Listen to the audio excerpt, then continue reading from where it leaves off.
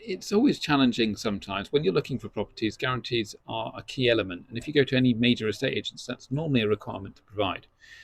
If you're not in a position to have a guarantor, maybe because of your circumstances, the first thing to see is obviously whether your extended friend or family network can provide that guarantor.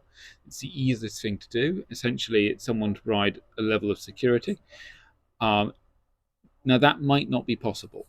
If that's not possible, there are companies who also provide this service.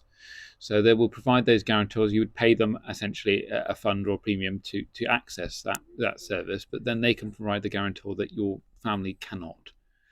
Another option is to address the landlord's underlying concern. A guarantee is just to provide some security against the non-payment of rent. So you could pay a larger amount of rent in advance or deposit. So it's not uncommon to pay the rent potentially in advance for the whole period, and then there is no concern for the landlord of non-payment.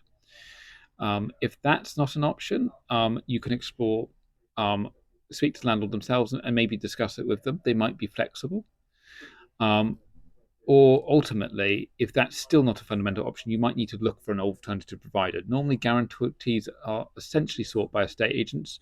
So if you look wider afield, if you look on Gumtree, or if you look online, or approach landlords directly, they're often not so worried about guarantees. They're normally interested in the rent advance and deposit, which you should hopefully be in a position to pay as well.